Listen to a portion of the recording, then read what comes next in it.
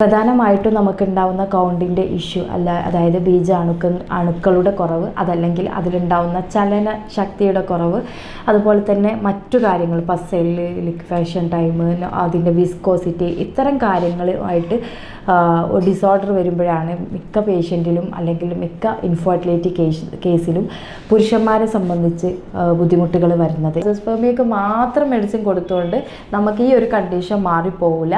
Varicocele ഉണ്ടെങ്കിൽ വെരിക്കോസിലിനെ cover ചെയ്തിട്ട് വന്നാൽ മാത്രമേ നമുക്ക് ഇതിൽ എൻഡോസ്പേമിയ അല്ലെങ്കിൽ മോട്ടിലിറ്റിയിൽ എന്തെങ്കിലും വേരിയേഷൻ ഉണ്ടെങ്കിലൊക്കെ മാറ്റം ഉണ്ടാവുള്ളൂ. അത്തരത്തിലൊക്കെ പോകണം എന്നുണ്ടെങ്കിൽ പോലും നമ്മൾ 3 മാസം തുടർച്ചയായിട്ട് മെഡിസിൻ കഴിച്ചിട്ട് എഗെയിൻ നമ്മൾ ചെക്ക് ചെയ്യുമ്പോഴാണ് നമുക്ക് കറക്റ്റ് അത് നമ്മൾ ഇനി എങ്ങോട്ട് മൂവ് ചെയ്യണമെന്ന് മനസ്സിലാവുന്നത്. നമസ്കാരം. ഇൻഫെർട്ടിലിറ്റി അല്ലെങ്കിൽ കുട്ടികളില്ലാത്തൊരു കണ്ടീഷൻസിൽ ഏറ്റവും കൂടുതൽ ഇന്ന് കണ്ടുവരുന്ന ഒന്നാണ് പുരുഷവന്ധ്യത എന്നുള്ളത്. ഈ പുരുഷവന്ധ്യത എന്ന് പറയുമ്പോൾ ആളുകൾക്ക് അതിനെപ്പറ്റി വലിയൊരു ധാരണ കുറച്ചു കാലം വരെ ഇല്ല എന്ന് തന്നെയാണ്. അതായത് പ്രധാനമായിട്ടും നമുക്കുണ്ടാവുന്ന കൗണ്ടിൻ്റെ ഇഷ്യൂ അതായത് അണുക്കളുടെ കുറവ്, അതല്ലെങ്കിൽ അതിലുണ്ടാവുന്ന ചലന ശക്തിയുടെ കുറവ്, അതുപോലെ തന്നെ മറ്റു കാര്യങ്ങൾ പസൽ, ലിക്വേഷൻ ടൈം, അതിൻ്റെ വിസ്കോസിറ്റി, ഇത്തരം കാര്യങ്ങളുമായിട്ട് ഡിസോർഡർ വരുമ്പോഴാണ് മിക്ക പേഷ്യൻറ്റിലും അല്ലെങ്കിൽ മിക്ക ഇൻഫെർട്ടിലിറ്റി കേസിലും പുരുഷന്മാരെ സംബന്ധിച്ച് ബുദ്ധിമുട്ടുകൾ വരുന്നത്. ഇന്ന് നമ്മൾ സംസാരിക്കുന്നത് പുരുഷവന്ധ്യത അല്ലെങ്കിൽ ഇൻഫെർട്ടിലിറ്റിയിൽ നമ്മൾ ശ്രദ്ധിക്കേണ്ട കുറച്ച് കാര്യങ്ങളെ പറ്റിയിട്ടാണ്. ഞാൻ doctor Haseena, doctor Basil homoeo hospital, Pandikkad, Malappuram ജില്ല. മുൻപൊക്കെ നമ്മൾ ഇൻഫെർട്ടിലിറ്റി അല്ലെങ്കിൽ കുട്ടികളില്ലാത്തൊരു കണ്ടീഷൻ എന്ന് പറയുമ്പോൾ നമ്മൾ ആദ്യം തീരുമാനിച്ചിരുന്നത് അത് വൈഫിനാണ്. അല്ലെങ്കിൽ മുൻപൊക്കെ അങ്ങനെ ഹിസ്റ്ററി തന്നെ ഉണ്ട്, നിങ്ങൾക്കൊക്കെ അറിയാമായിരിക്കും. കുട്ടികളില്ല എന്ന് പറയുമ്പോൾ സ്ത്രീകളെ മാത്രം കുറ്റപ്പെടുത്തുന്ന ഒരു കണ്ടീഷനായിരുന്നു കണ്ടിട്ടുണ്ടായിരുന്നത്. നമ്മൾ നോർമലി നമ്മൾ പറയുന്നത് 20% പുരുഷന്മാർക്ക്, അതായത് കുട്ടികളില്ലാത്തൊരു കണ്ടീഷനിൽ 20% പുരുഷന്മാർക്കും മറ്റ് 35% സ്ത്രീകൾക്കും പിന്നെ 2 പേരുടെയും കാരണങ്ങൾ കൊണ്ടാണ് ഉണ്ടാവാതിരിക്കുന്നതെന്നാണ് എന്നുള്ളതാണ്. പക്ഷേ എൻ്റെയൊക്കെ ക്ലിനിക്കിൽ വരുന്ന അല്ലെങ്കിൽ എൻ്റെയൊക്കെ കേസുകൾ എന്ന് പറഞ്ഞാൽ മിക്കതും ഒരു 85%-ഓളം മോട്ടിലിറ്റിയുടെ ഇഷ്യൂ അല്ലെങ്കിൽ കൗണ്ടിൻ്റെ ഇഷ്യൂ ആയിട്ട്, അതായത് എസോസ്പേമിയയുടെ കണ്ടീഷൻ, ഇത്തരത്തിലുള്ളൊരു കണ്ടീഷനായിട്ട് വരുന്നവരാണ് കൂടുതലായിട്ടും കേസുകൾ നമ്മൾ കാണുന്നത്. ഇന്ന് ഒ പിയിൽ കാണുന്ന കേസുകൾ എന്ന് പറയുന്നത്. അപ്പോൾ ഇപ്പോൾ PCOD, ഇപ്പോൾ സ്ത്രീകളിലാണെങ്കിൽ PCOD അല്ലെങ്കിൽ മറ്റ് ഹോർമോൺ പ്രൊലാക്റ്റിൻ്റെ ബുദ്ധിമുട്ട്, AMH കുറവ്, അതുപോലെ തന്നെ FSH ഹോർമോണിലുണ്ട കുറവുകൾ, ഇതൊക്കെ തന്നെ കുട്ടികളില്ലാത്തൊരവസ്ഥയിൽ കൊണ്ടെത്തിക്കുമെങ്കിലും ഇതൊക്കെ നോർമൽ ആണെങ്കിൽ പോലും പുരുഷന്മാരുടെ കൗണ്ടിൽ എന്തെങ്കിലും ഇഷ്യൂ ഉണ്ടെങ്കിൽ നമുക്ക് കുട്ടികളാവാൻ സാധ്യതയില്ല. നിങ്ങൾ കേട്ടിട്ടില്ലേ, പലപ്പോഴും പല പേഷ്യൻ്റ് നമ്മളെ വിളിച്ചിട്ട് പറയും, ഡോക്ടർ എത്ര തവണ അബോർഷനായി, ഇത്ര തവണ അങ്ങനെയായി. പല പുരുഷന്മാർ നമ്മളോട് പറയും അവൾക്ക് ഇത് ക്യാരി ചെയ്യാനുള്ളൊരു കപ്പാസിറ്റി ഇല്ല അവളുടെ ബോഡിയിൽ നിന്ന്. ആക്ച്വലി നമ്മൾ പലപ്പോഴും മറന്നു പോകുന്നൊരു കാര്യം എന്ന് വെച്ചാൽ ഈ അബോർഷൻ ടെൻഡൻസി എന്ന് പറയുന്നത് എല്ലാം അത് ഒരു സ്ത്രീയുടെ കാര്യങ്ങളെ മാത്രം ഡിപ്പെൻഡ് ചെയ്തിട്ടല്ല, പുരുഷന്മാരുടെ ബീജം ടെസ്റ്റ് ചെയ്യുന്നതിലൂടെ അല്ലെങ്കിൽ പുരുഷന്മാരുടെ ബീജത്തിൽ ഉണ്ടാകുന്ന കാര്യങ്ങൾ മനസ്സിലാകുന്നതോട് കൂടിയിട്ട് തന്നെ അതിൻ്റെ റിസൾട്ട് എന്താണെന്ന് നമുക്ക് കിട്ടുമെന്നുള്ളതാണ്. അപ്പോൾ നമ്മളൊരു സെമൻ അനാലിസിസ് ചെയ്യുമ്പോൾ, അതായത് ആദ്യമായിട്ട് തന്നെ നമ്മളിപ്പോൾ ഇന്ന് പുരുഷവന്ധ്യതയെ പറ്റിയിട്ട് കൂടുതൽ സംസാരിക്കുന്നതുകൊണ്ട് തന്നെ ആ ഒരു കാര്യങ്ങളാണ് കുറച്ചധികമായിട്ട് പറഞ്ഞു തരുന്നത്. സോ നമ്മളിപ്പോൾ നോർമലി ഇപ്പോൾ ഒരു പുരുഷനും ഒരു ലേഡി, അതായത് 1 വർഷം ഒരുമിച്ച് താമസിച്ച്, അതായത് ഒരുമിച്ച് നമ്മൾ ഒരു കോൺട്രാസെപ്റ്റീവ് മെത്തേഡൊന്നും ഉപയോഗിക്കാതെ കുട്ടികൾക്ക് വേണ്ടി ട്രൈ ചെയ്തിട്ടും നമുക്ക് കുട്ടികളില്ലെങ്കിലാണ് നമ്മളതിനെ വന്ധ്യത അല്ലെങ്കിൽ ഇൻഫെർട്ടിലിറ്റി എന്നൊക്കെ പറയുന്നത്. നിങ്ങൾക്ക് എല്ലാവർക്കും അറിയാമായിരിക്കും. ഇനി ഈ ഇൻഫെർട്ടിലിറ്റി തന്നെ നമുക്ക് എന്ത് ചെയ്യുക, അതായത് ഇപ്പോൾ അതെന്ന് വെച്ചാൽ 30-ൻ്റെ താഴെയൊക്കെയാണ് കേട്ടോ. ഇപ്പോൾ കല്യാണം കഴിഞ്ഞപ്പോൾ 30 വയസ്സിൻ്റെ മേൽ, അതായത് സ്ത്രീക്കൊക്കെ 30 വയസ്സ് കഴിഞ്ഞിട്ടാണ് കല്യാണം കഴിക്കുന്നതെങ്കിൽ അറ്റ്ലീസ്റ്റ് ഒരു 6 മന്തൊക്കെ അല്ലെങ്കിൽ 6 മാസം ഒരുമിച്ച് ജീവിച്ചു, കോൺട്രാസെപ്റ്റീവ് മെത്തേഡ്സ് ഒന്നും ഉപയോഗിച്ചില്ല, കുട്ടികൾ വേണമെന്ന് വിചാരിച്ച് തന്നെ കോൺടാക്ട് ചെയ്തിട്ട് കുട്ടികളുണ്ടായില്ല. അവർ 6 മന്ത് കഴിഞ്ഞിട്ടും കുട്ടികളില്ല എന്നുണ്ടെങ്കിൽ തീർച്ചയായിട്ടും ഒരു ഡോക്ടറെ കൺസൾട്ട് ചെയ്യേണ്ടതാണ്. അപ്പോൾ ഇങ്ങനെ കൺസൾട്ട് ചെയ്യുന്ന സമയത്ത് ആദ്യത്തെ ഘട്ടത്തിൽ എന്ന് പറഞ്ഞു കഴിഞ്ഞാൽ നമ്മൾ 2 പേരെയും, അതായത് പുരുഷനെയും സ്ത്രീ അല്ലെങ്കിൽ ഹസ്ബൻഡിനെയും വൈഫിനെയും ഒരുമിച്ചിരുത്തിയിട്ടാണ് നമ്മൾ ട്രീറ്റ്മെൻറ്റ് കൊടുക്കേണ്ടത്. ഇപ്പോൾ പുരുഷൻ്റെ കേസിൽ മാത്രമേ എനിക്കിപ്പോൾ കൗണ്ട് ഇഷ്യൂ ആണ്, ഇതാണ് ഞാൻ മാത്രം വന്നാൽ മതിയോ എന്നൊക്കെ ചോദിക്കുന്ന പേഷ്യൻ്റ് ഉണ്ട്. ഒരിക്കലും ഇൻഫെർട്ടിലിറ്റി കേസിൽ നിങ്ങളൊരു സെപ്പറേഷൻ ചെയ്യാനേ പാടില്ല എന്നുള്ളതാണ്. അത് എങ്ങനെയാണെന്ന് പറഞ്ഞു തരാം ലാസ്റ്റായിട്ട്. അപ്പോൾ നമ്മൾ ഈ ഇൻഫെർട്ടിലിറ്റി കേസുകൾ ഹാൻഡിൽ ചെയ്യുമ്പോൾ ആദ്യം നമ്മൾ രണ്ട് സൈഡൊന്നും അത് കറക്റ്റ്, ഇപ്പോൾ സ്ത്രീയുടെ പാർട്ട് അവിടെ നിൽക്കട്ടെ, പുരുഷന്മാരുടെ ഭാഗത്തു നിന്നാണെങ്കിൽ നമ്മൾ ഒന്നാമതായിട്ട് എന്തെങ്കിലും ടൈമിൻ്റെ ഇഷ്യൂ അല്ലെങ്കിൽ ഉദാഹരണക്കുറവ്, അതല്ലെങ്കിൽ പിന്നെന്താണ് കൂടുതലായിട്ട് ഷുഗറിൻ്റെ കണ്ടൻറ്റ് ഉണ്ടോ എന്ന് അറിയണം, താല്പര്യക്കുറവുണ്ടോ നമുക്കറിയണം. അതുപോലെ തന്നെ സെക്ഷലി കോണ്ടാക്ട് ചെയ്യുന്ന സമയത്ത് കറക്റ്റായിട്ട് സെമൻ പോവാനുള്ള അല്ലെങ്കിൽ സെമൻ പോകുന്നുണ്ടോ ഉള്ള വെരിഫിക്കേഷൻ, ഇതെല്ലാം നമ്മൾ പുറത്തുനിന്നുള്ള, അതായത് നമ്മളൊരു ഇൻസ്പെക്ഷൻ അല്ലെങ്കിൽ ഒരു പാൽപേഷൻ, അതായത് അവരെ മുൻനിർത്തിയിട്ട് നമ്മൾ സംസാരിച്ചിട്ട് അതിന് ശേഷമാണ് നമ്മൾ ഡിസൈഡ് ചെയ്യുന്നത്. അങ്ങനെയാണ് നമ്മൾ നോക്കുന്നത്. അപ്പോൾ അത്രയും കാര്യങ്ങളിൽ പ്രത്യേകിച്ച് ഇഷ്യൂസ് ഒന്നുമില്ല, അല്ലെങ്കിൽ ചെറിയ രീതിയിൽ സെമൻ അനാലിസിസിൽ ചെറിയ ഡിസോർഡേഴ്സ് ഉള്ള ആളുകളാണെങ്കിൽ തീർച്ചയായിട്ടും അവർക്ക് ഇത്തരം വിഷയങ്ങളിൽ ചെറിയ ചെറിയ മാറ്റങ്ങളുണ്ടാവും. അപ്പോൾ നമ്മൾ നോർമലി ഇത്തരം വിഷയങ്ങളൊക്കെ നോക്കിക്കഴിഞ്ഞ് ഓക്കെ ഫൈൻ എന്നുള്ള രീതിക്ക് പോയി കഴിഞ്ഞാൽ നെക്സ്റ്റാണ് നമ്മൾ പുരുഷന്മാരെ പാർട്ട് നോക്കുമ്പോൾ സെമൻ ടെസ്റ്റ് ചെയ്യാന്നുള്ളത്, അതായത് ബീജം ടെസ്റ്റ് ചെയ്യാന്നുള്ളൊരു കണ്ടീഷനിലോട്ട് എത്തുന്നത്. അപ്പോൾ എന്താണ് ഈ സെമൻ ടെസ്റ്റ് ചെയ്യുക, അല്ലെങ്കിൽ ഇത് ചെയ്യുന്നതോടുകൂടി നമുക്ക് എന്താണ് മനസ്സിലാക്കാൻ പറ്റുക എന്നുള്ളത് ചോദിച്ചു കഴിഞ്ഞാൽ, സാധാരണ നമുക്കൊരു നാച്ചുറൽ ക്വാണ്ടിറ്റി അല്ലെങ്കിൽ നാച്ചുറൽ ക്വാളിറ്റി ഒന്നും നമ്മൾ സെമൻ അനാലിസിസ് ചെയ്യുന്ന സമയത്ത് നമുക്ക് കിട്ടുന്നില്ല എന്നുള്ളതാണ്. എന്താണെന്ന് ചോദിച്ചു കഴിഞ്ഞാൽ, നോർമലി ഒരു സെക്ഷൽ കോണ്ടാക്റ്റ് നടക്കുന്ന സമയത്ത് സെമൻ പാസ് ചെയ്യുമ്പോൾ ഉണ്ടാകുന്ന ഒരു നാച്ചുറൽ പവർ നമ്മൾ എപ്പോഴും ഒരു മാസ്ട്രുബേഷൻ ചെയ്യുന്ന വഴി നമ്മൾ എടുക്കുന്ന ആ ഒരു സെമൻ്റെ ക്വാളിറ്റിയിൽ അത് ഉൾപ്പെടില്ല തീർച്ചയായിട്ടും. കാരണം അത് റൂം ടെമ്പറേച്ചറിൽ അതിൻ്റെ ഒരുപാട് ക്വാളിറ്റികൾ നഷ്ടപ്പെടാനുണ്ട്. അതിനുശേഷമാണ് നമുക്കൊരു സെമൻ അനാലിസിസ് ചെയ്താൽ പോലും നമുക്കതിൽ നിന്ന് കുറച്ച് കാര്യങ്ങളൊക്കെ കിട്ടുന്നത്. ഓക്കെ, അപ്പോൾ നമ്മൾ ഈ 3 ദിവസം കോണ്ടാക്ട് ചെയ്യാതിരുന്നിട്ടാണ് ഒരു സെമൻ അനാലിസിസ് ചെയ്യേണ്ടത്. അപ്പോൾ ഈ സെമൻ അനാലിസിസ് ചെയ്യുമ്പോൾ ആദ്യമായിട്ട് നമ്മൾ നോക്കുന്നത് കൗണ്ടിൻ്റെ കാര്യമാണ്. ഏകദേശം ഒരു ഇജാക്കുലേഷനിൽ ഒരു 40 അല്ലെങ്കിൽ 50 എബോ മില്യൺ ബീജം അല്ലെങ്കിൽ സ്പേം നമുക്ക് ഒരു ലിക്വിഫാഷൻ ഒരു എറക്ഷനിൽ അല്ലെങ്കിൽ ഒരു പാസേജിൽ നമുക്ക് വരുന്നുണ്ട്. അപ്പോൾ ഇതിൽ തന്നെ ഈ മോട്ടിലിറ്റി എന്ന് പറഞ്ഞു കഴിഞ്ഞാൽ കൗണ്ട് ഇഷ്യൂ എന്ന് പറയുമ്പോൾ നമ്മൾ നോർമലി ഇതിന് താഴെ വരുന്നതൊക്കെ നമുക്ക് അബ്നോർമലായിട്ട് കൂട്ടാമെങ്കിലും ഏറ്റവും കൂടുതൽ ഇമ്പോർട്ടൻ്റ് എന്ന് പറഞ്ഞാൽ നമുക്ക് മോട്ടിലിറ്റിയുടെ കാര്യമാണ്. കാരണം ഈ 40% അല്ലെങ്കിൽ 50% സ്പേം നമ്മുടെ ഉള്ളിലോട്ട് കടന്നാലും ഈ സ്പേമുകളെല്ലാം തന്നെ, അല്ലെങ്കിൽ ഈ മില്യൺ കണക്കിന് സ്പേം എല്ലാം തന്നെ നമുക്ക് കുട്ടികൾ ഉണ്ടാക്കാനുള്ളൊരു ക്യാപ്പബിലിറ്റി ഉള്ളവരല്ല. അപ്പോൾ നമുക്ക് കുട്ടികൾ ഉണ്ടാവുക എന്നുള്ളത് അതിനെ ഡിപ്പെൻഡ് ചെയ്യുന്നത് നമ്മളുടെ സ്പേമിൽ കാണുന്ന മോട്ടിലിറ്റീനെ ബേസ് ചെയ്തിട്ടാണ്. അതായത് നിങ്ങൾ കണ്ടിട്ടുണ്ടാവും, ഇപ്പോൾ നിങ്ങൾ റിപ്പോർട്ട്സൊക്കെ നോക്കുമ്പോൾ പ്രോഗ്രസീവ് മോട്ടിലിറ്റി, ഇമ്മോർട്ടൈൽ എന്നൊക്കെ പറഞ്ഞിട്ട് ആക്റ്റീവ് മോട്ടിലിറ്റി ഇങ്ങനെയൊക്കെ ഒരുപാട് കാണാം അല്ലേ. ഇതൊക്കെയെന്ന് പറഞ്ഞു കഴിഞ്ഞാൽ ഓരോത്തിനും അതായത് ഇത്ര പെർസെൻറ്റേജ്, ഇത്ര കട്ട് ഓഫ് ആയിട്ട് ഇത്ര പെർസെൻറ്റേജ് വേണം നമുക്ക്. അതായത് നമ്മളിപ്പോൾ ഒരു പ്രോഗ്രസീവ് മോട്ടിലിറ്റി എപ്പോഴും ഒരു 40 എബോ ഇടയിൽ ഇൻ ബിറ്റ്വീൻ 70 ഒക്കെ ആയി കഴിഞ്ഞാൽ നമുക്ക് നോർമലായി പറയാം. എപ്പോഴും ഒരു 50 എബോ ഒക്കെ കഴിഞ്ഞാൽ നമുക്ക് ഒരു നല്ല റിസൾട്ട് ആണെങ്കിൽ എന്ന് നമുക്ക് പറയാൻ പറ്റും. അപ്പോൾ കറക്റ്റ് ഈ 40% മേലെ നമുക്ക് വേണം. എല്ലാ 40% മേലെ ഉണ്ടെങ്കിലും പ്രഗ്നൻ്റ് ആവണം എന്നും ഇല്ല.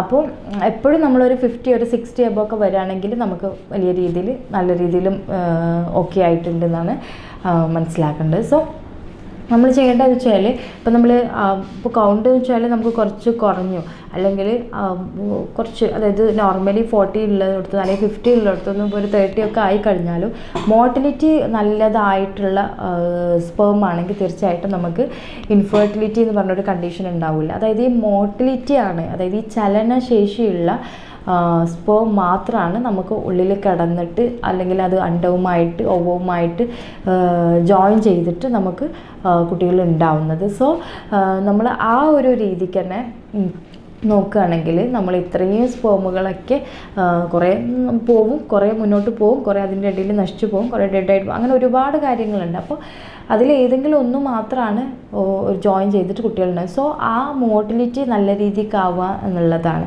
അതുപോലെ തന്നെയാണ് കുറച്ച് മാറ്റങ്ങളെന്ന് പറഞ്ഞാൽ പസൽ എന്തെങ്കിലും ഇൻഫെക്ഷൻ ഉണ്ടോ എന്നുണ്ടാവും, അതുപോലെ എന്തെങ്കിലും ഡിഫക്റ്റ് ഉണ്ടോ ഉണ്ടാവും. അതായത് ഹെഡ് ടൈലൊക്കെ ഉണ്ട് സ്പേമിന്. അപ്പോൾ അതിൽ നോർമൽ ഹെഡ് അല്ലാത്ത രീതിയിൽ എന്തെങ്കിലും ഹെഡിന് എന്തെങ്കിലും ഡിഫക്റ്റ്, ഹെഡിന് എന്തെങ്കിലും പ്രശ്നങ്ങളുണ്ടോ, അല്ലെങ്കിൽ സ്പേമിൻ്റെ ടൈലിന് വാലിന് എന്തെങ്കിലും പ്രശ്നങ്ങളുണ്ടോ എന്നുള്ളത് നമ്മൾ നോക്കണം. അതുപോലെ തന്നെ മോർഫോളജിക്കൽ ഡിഫക്റ്റ് ഉണ്ടാവും. മോർഫോളജിക്കലി നമ്മൾ അനലൈസ് ചെയ്യുമ്പോൾ നമുക്ക് ഏകദേശം ഒരു നല്ല വാല്യൂ തന്നെ കിട്ടണം. അതല്ലെങ്കിൽ അതാണിത് ഉദ്ദേശിക്കുന്നത് ഈ ഹെഡും ടൈലും വെച്ച് നോക്കുമ്പോൾ. ഇനി നമ്മൾ അതിൻ്റെ വിസ്കോസിറ്റി, pH, പസല്, ഇങ്ങനെയുള്ള ഒരുപാട് കാര്യങ്ങൾ നമുക്ക് അതിൽ നോക്കിയിട്ട് വിലയിരുത്താനുണ്ടാവും. ചില പേഷ്യൻ്റ് പറയും അസോസ്പെർമിയാണ്, ഞാൻ കുറേ കാലം മുമ്പ് നോക്കിയാണ്, ഇനി നോക്കുന്നില്ല എന്ന് പറയും. പക്ഷേ നമ്മളെ സംബന്ധിച്ച്, ഒരു ഡോക്ടറെ സംബന്ധിച്ച് അസോസ്പെർമിയ എന്നുള്ളൊരു കണ്ടീഷൻ എന്നതിനപ്പുറത്ത് അതിൽ മറ്റു പല വാല്യൂസും നമുക്ക് ഇമ്പോർട്ടൻ്റ് ആണ്. മേ ബി നമ്മളൊരു കോഴ്സ് മെഡിസിൻ കൊടുക്കുമ്പോൾ ഈ അസോസ്പെർമിയയിൽ പ്രത്യേകിച്ച് ഒരു മാറ്റമൊന്നും ഉണ്ടാവില്ല. പക്ഷേ മുമ്പുള്ള ഒരു പസലോ അതല്ല എന്നുണ്ടെങ്കിൽ മോർഫോളജിക്കലോ അല്ലെങ്കിൽ കൗണ്ടിലോ അതല്ലെങ്കിൽ നമ്മുടെ ലിക്വിഫേഷൻ ടൈം അല്ലെങ്കിൽ വിസ്കോസിറ്റി, ഇതിലേതെങ്കിലും മാറ്റം ഉണ്ടെങ്കിൽ പോലും നമുക്കൊരു പോസിറ്റീവായിട്ടുള്ളൊരു റിസൾട്ട് പ്രതീക്ഷിക്കാവുന്നതാണ്. അപ്പോൾ നമ്മളെപ്പോഴും ശ്രദ്ധിക്കേണ്ടത് കറക്റ്റ്, അതായത് ഒരു മെയിൽ ഇൻഫെർട്ടിലിറ്റി ഇല്ല ഒരാൾക്ക്. നമ്മൾ ആദ്യമൊക്കെ നമ്മൾ പറയുകയാണെങ്കിൽ പലപ്പോഴും നമുക്ക് പുരുഷന്മാരൊക്കെ വന്ന് പറയും എൻ്റെ സ്പേമിൽ ഒരു കുഴപ്പമില്ല, എനിക്കൊരു കുട്ടിയുണ്ട്, അങ്ങനെ അത്തരം, അല്ലെങ്കിൽ സെക്കൻഡ് മാരേജ് ഒക്കെ കഴിഞ്ഞാൽ എനിക്ക് ആദ്യത്തിൽ 2 കുട്ടികളുണ്ട് എന്നൊക്കെ പറയും. ആക്ച്വലി നമുക്ക് പുരുഷന്മാരെ സംബന്ധിച്ച് സ്പേമിന് എന്തെങ്കിലും കുഴപ്പമുള്ളത് കൊണ്ടാണ് കുട്ടികൾ ഇല്ലാതിരിക്കുക എന്ന് പറയുന്നത് ഒരു മാനസികപരമായിട്ടൊരു ഡൗൺ ആവുന്ന ഒരു കേസാണ്. പക്ഷേ ഒരിക്കലും നിങ്ങൾ അങ്ങനെ വിചാരിക്കരുത്.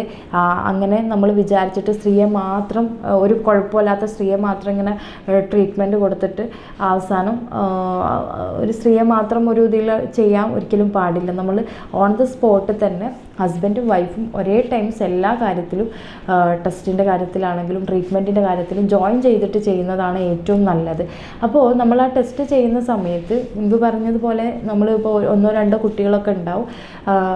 അതിനുശേഷം ചില പേഷ്യൻ്റ് അബ്രോഡ് പോകുന്ന പേഷ്യൻ്റ് ഉണ്ട്.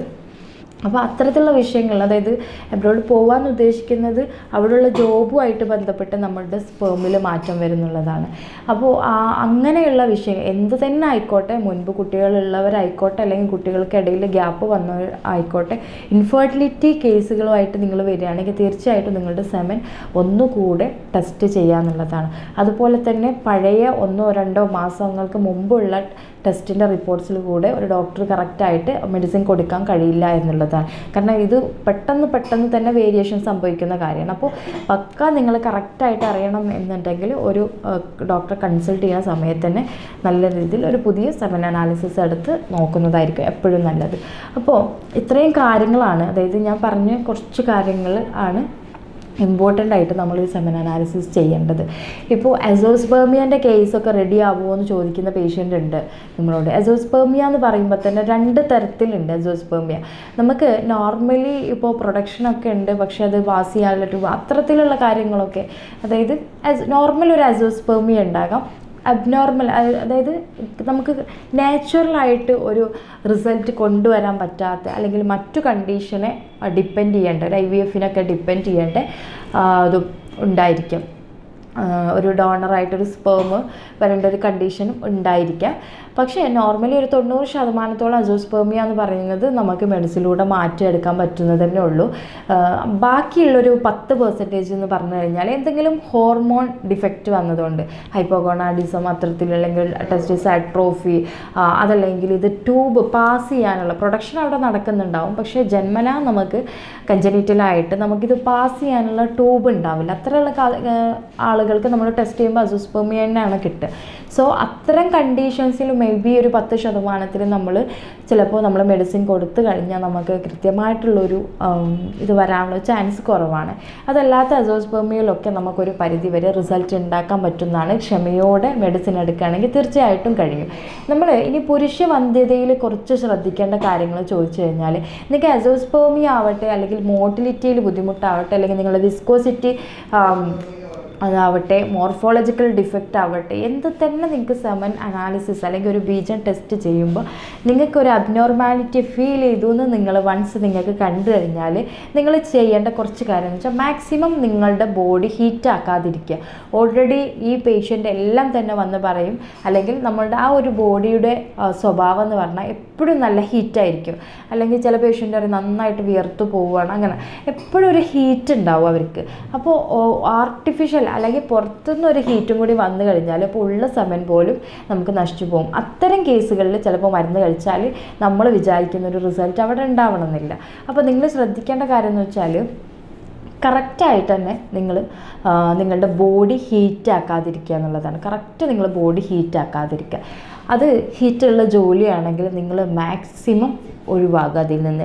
എങ്ങനെയാണ് ഇപ്പോൾ നിങ്ങൾ അറ്റ്ലീസ്റ്റ് നിങ്ങൾ ആ ട്രീറ്റ്മെൻറ്റ് എടുക്കുന്ന കാലയളവിൽ പോലും ആ ജോബിൽ നിന്ന് മാറിയിട്ട് മറ്റൊരു ജോബിലോട്ട് മാറുക എന്നുള്ളതാണ്. അതായത് രണ്ടാമതായിട്ട് പിന്നെ നമ്മൾ ഉപയോഗിക്കുക ടൈറ്റ് ആയിട്ടുള്ള ജീൻസുകൾ, അതായത് അടിവസ്ത്രങ്ങൾ നിങ്ങൾ ഉപയോഗിക്കാതിരിക്കുക. കോട്ടൻ്റെ അടിവസ്ത്രങ്ങൾ ഉപയോഗിക്കുക, അതുപോലെ തന്നെ ലൂസായിട്ടുള്ള അടിവസ്ത്രങ്ങൾ ഉപയോഗിക്കുക. അതാണ് എപ്പോഴും സ്പേം അല്ലെങ്കിൽ സ്പേം അല്ലെങ്കിൽ മോട്ടിലിറ്റി അല്ലെങ്കിൽ സെമൻ അനാലിസിസ് ഡിസോർഡറുള്ള ആളുകൾ ചെയ്യേണ്ട ഒരു കാര്യം എന്ന് വെച്ചാൽ, മൂന്നാമതായിട്ട് കൂടുതൽ ഡ്രൈവ് ചെയ്യുന്ന ആളുകളൊക്കെ ആണെങ്കിൽ മിക്ക കേസിലും നമ്മൾ ഹീറ്റ് ആവാനുള്ളൊരു സാധ്യത ഉണ്ട്. അപ്പോൾ നമുക്ക് ഇന്ന് ഇപ്പം നമ്മൾ കൂടുതൽ ഡ്രൈവ് ചെയ്യുന്ന വർക്കൊക്കെ ഉള്ളവരാണ്, ഡ്രൈവേഴ്സൊക്കെ ആണെങ്കിൽ തീർച്ചയായിട്ടും 2 കാര്യങ്ങളാണ് നിങ്ങൾ ചെയ്യേണ്ടത്. ഒന്ന്, മരത്തിൻ്റെ ചെയറുകളൊക്കെ നമുക്കിന്ന് അവൈലബിൾ ആണ്, അപ്പോൾ നിങ്ങൾ മരത്തിൻ്റെ ചെയർ ഉപയോഗിക്കാവുന്നതാണ്. രണ്ടാമത് നിങ്ങൾ ചെയ്യേണ്ട കാര്യം ചോദിച്ചു കഴിഞ്ഞാൽ, കോട്ടൻ്റെ എന്തെങ്കിലും താഴെ വെച്ചിട്ട് അതിൻ്റെ മേളിൽ ഇരുന്നിട്ട് നിങ്ങൾ ഡ്രൈവ് ചെയ്യുന്നതാണ് കുറച്ചും കൂടെ നല്ലത്. ചൂട് അധികം നമുക്ക് ഏൽക്കണ്ടെന്ന് വിചാരിച്ചിട്ടാണ്. മൂന്നാമത് നിങ്ങളെ ബോഡിയെ കൂളാക്കുന്ന രീതിയിൽ നിങ്ങൾ തണുത്ത ആഹാരങ്ങൾ കഴിക്കുക. തണുത്ത ആഹാരം എന്ന് ഉദ്ദേശിക്കുന്നത് പഴകിയ ആഹാരം എന്നല്ല, ബോഡിയെ നമ്മൾ കൂളാക്കാൻ വേണ്ടിയിട്ട്, ബോഡിയെ നമ്മൾ കൂളാക്കാൻ വേണ്ടി കക്കരി, അതുപോലെ തന്നെ ഓറഞ്ച്, മുസമ്പി, വെള്ളമുള്ള ഫ്രൂട്ട്സുകളും പച്ചക്കറികളും ഇലക്കറികളൊക്കെ ധാരാളം കഴിക്കുക. പയറിൻ്റെ ഇല, ഇതിലൊക്കെ ഒരുപാട് വെള്ളം അടങ്ങിയിട്ടുണ്ട്. അപ്പോൾ ബോഡി എപ്പോഴും കൂളാക്കുക. ഷുഗറിൻ്റെ കണ്ടൻറ്റ് അധികം ഇല്ല എന്നുള്ള പേഷ്യൻ്റാണ്, ഷുഗറൊന്നും ബോഡിയിലില്ല എന്നുണ്ടെങ്കിൽ തീർച്ചയായിട്ടും നിങ്ങൾ ഡെയിലി 1-2 ബദാം കഴിക്കുക. അതുപോലെ തന്നെ നട്ട്സുകൾ കഴിക്കുക, മറ്റ് നട്ട്സുകൾ കഴിക്കുക. സ്ട്രോബെറി, ബ്ലാക്ക്ബെറി ഇത്തരത്തിലുള്ള ബെറി ഐറ്റംസ് നിങ്ങൾ നന്നായിട്ട് കഴിക്കുക. അതുപോലെ തന്നെ ഉറക്കം, സ്ട്രെസ്സൊക്കെ പെട്ടെന്ന് സെമൻ അനാലിസിസിൽ വേരിയേഷൻ വരുത്തും. അതുകൊണ്ട് തന്നെ സ്ട്രെസ്സ് ഒരിക്കലും നിങ്ങൾ കൊണ്ട് നടക്കരുത്. രണ്ടാമത് ഉറക്കം കറക്റ്റായിട്ട് ഉറക്കം ഉണ്ടായിക്കോട്ടെ. അതുപോലെ തന്നെ പാല് കുടിക്കുന്നത് നല്ലതാണ്. നമുക്ക് ആയുർവേദ ഷോപ്പുകളിൽ നിന്നൊക്കെ വാങ്ങിക്കാൻ കിട്ടുന്ന നായ്ക്കൊരെണ്ണം പരിപ്പ് പാലിൽ മിക്സ് ചെയ്തിട്ട്, അമ്മക്കുരു, ഇതൊക്കെ തന്നെ പാലിൽ മിക്സ് ചെയ്തിട്ട് കുടിച്ചു കഴിഞ്ഞാൽ ഒരു പരിധിവരെ സെമൻ അനാലിസിസിൻ്റെ, അതായത് ബീജത്തിൻ്റെ ബുദ്ധിമുട്ടുകൾ മാറാൻ ഇവയ്ക്ക് സഹായിക്കും. നന്നായിട്ട് ഉറങ്ങുക, അതുപോലെ തന്നെ ബ്രീത്തിങ് എക്സസൈസ്, ഇത്തരം കാര്യങ്ങൾ ചെയ്യാം. പിന്നെ ഇന്ന് കൂടുതലായിട്ടും സെമൻ അനാലിസിസിൽ ബുദ്ധിമുട്ട് കാണുന്നത്, അതായത് ഇൻഫെർട്ടിലിറ്റിയിൽ പുരുഷ വന്ധ്യത കാണുന്നത് കൊണ്ട് തന്നെ നമ്മൾ എവിടെയാണ് നമ്മളുടെ മിസ്റ്റേക്ക് എന്ന് കണ്ടിട്ട് അവിടെ വെച്ച് തിരുത്തുന്നതാവും കുറച്ചും കൂടെ നല്ലത്. എന്നിട്ട് നമ്മൾ കറക്റ്റ് ക്ലിയർ ചെയ്തിട്ട് നമുക്കത് കിട്ടുന്നില്ല എന്നുണ്ടെങ്കിൽ തീർച്ചയായിട്ടും നിങ്ങൾക്ക് ഒരു ഡോക്ടറെ സമീപിച്ചിട്ട് അതിലൊരു മാറ്റം വരുത്താവുന്നതാണ്.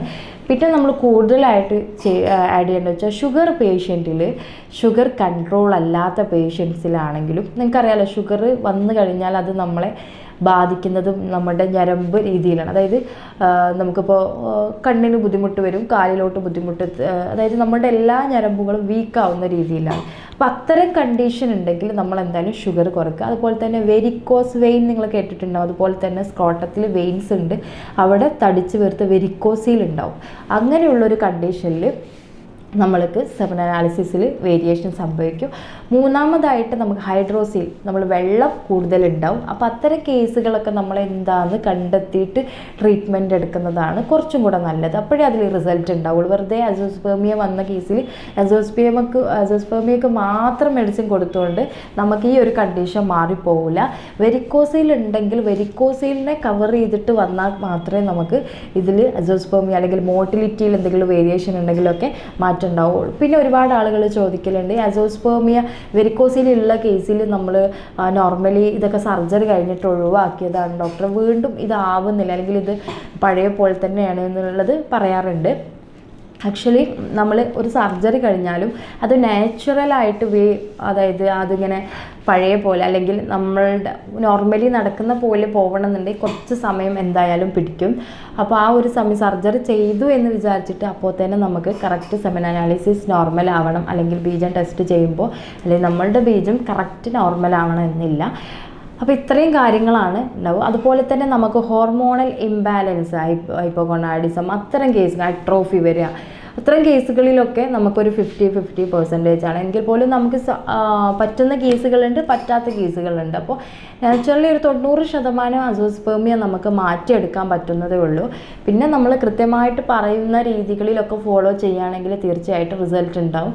ഇനി ഒരു കൂടുതലായിട്ട് പല പേഷ്യൻ്റ് ചോദിക്കുന്നതാണ്, അസോസ്പെർമിയ ഒക്കെ വന്നു കഴിഞ്ഞാൽ അല്ലെങ്കിൽ ഇൻഫെർട്ടിലിറ്റി വന്നു കഴിഞ്ഞാൽ ഡോക്ടർ എത്ര സമയം ട്രീറ്റ്മെൻറ്റ് എടുക്കണം? പലപ്പോഴും നമ്മൾ നമ്മുടെ അടുത്തൊക്കെ എത്തുന്ന പേഷ്യൻ്റ് പല സ്ഥലങ്ങളിലും പോയിട്ട് ഫെയിലായിട്ട് വരുന്ന, മേ ബി IVF IUI ഒക്കെ ചെയ്തിട്ട് ഫെയിലായിട്ട് വരുന്ന ഒരു കണ്ടീഷനായിരിക്കാം.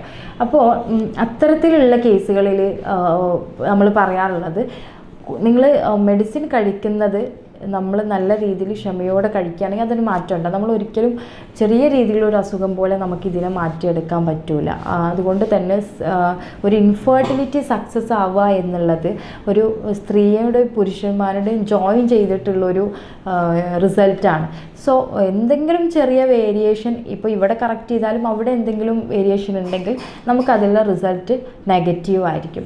സോ നമ്മൾ 1-2 അല്ലെങ്കിൽ 1-2 മാസം കൊണ്ടൊന്നും നമുക്ക് ഇൻഫെർട്ടിലിറ്റി ഒരു പരിധിവരെ സക്സസ് ആക്കാൻ കഴിയില്ല. കാരണം പല റിപ്പോർട്ട്സും നിങ്ങളുടെ ഫ്രണ്ടിൽ വെച്ചിട്ട് നോക്കുമ്പോൾ നിങ്ങൾക്ക് തന്നെ അറിയാം എത്ര കണ്ട് വേരിയേഷൻ അതിലുണ്ട്.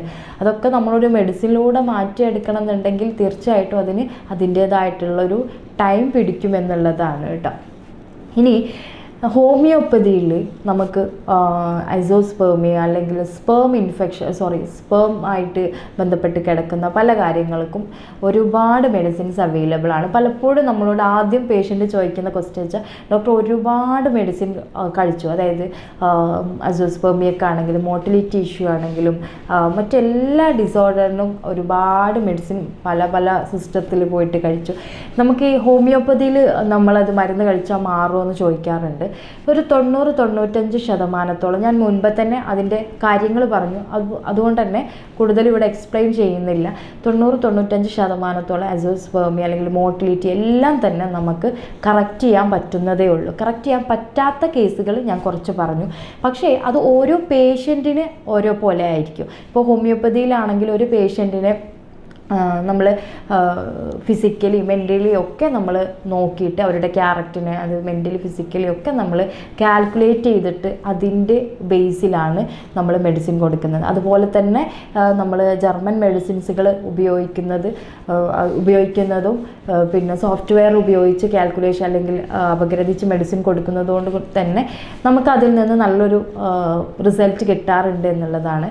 പക്ഷേ ഒരു മെഡിസിനെ മാത്രം അല്ലെങ്കിൽ ഒരു മെഡിസിൻ കൊണ്ട് മാത്രം നമുക്കൊരു റിസൾട്ടിനെ പിടിച്ചു നിൽക്കാൻ പറ്റില്ല. അത് പേഷ്യൻറ്റിൻ്റെ ഭാഗത്തു നിന്നുള്ള ഫുൾ സപ്പോർട്ടും നമുക്കുണ്ടെങ്കിൽ തീർച്ചയായിട്ടും ഇൻഫെർട്ടിലിറ്റി നമുക്ക് സക്സസ് ചെയ്യാൻ പറ്റും. അതായത് നമുക്ക് ഈ സെമൻ അനാലിസിസ് വരുന്ന ഡിസോർഡറുകൾ കവർ ചെയ്യാൻ പറ്റും. നമുക്ക് കൂടുതലായിട്ടും ഹോമിയോപ്പതിയിൽ ഡാമിയാന അല്ലെങ്കിൽ ട്രിബുലസ്, അതുപോലെ തന്നെ സെലീനിയം, അതുപോലെ തന്നെ എക്സ്റേ, അർജൻറ്റൻ നൈട്രിക്ക, ലൈക്കോപോഡിയം, കലാഡിയം, അനകാഡിയം, ഇങ്ങനെ ഒരുപാട് മെഡിസിൻസ് നമുക്ക് അവൈലബിൾ ആണ്. എല്ലാം തന്നെ നമുക്ക് നല്ല രീതിയിൽ റിസൾട്ട് തരുന്നുണ്ട് എന്നുള്ളതാണ്. പക്ഷേ അത് ഡിപ്പെൻഡ് അപ്പോൺ പേഷ്യൻറ്റ്.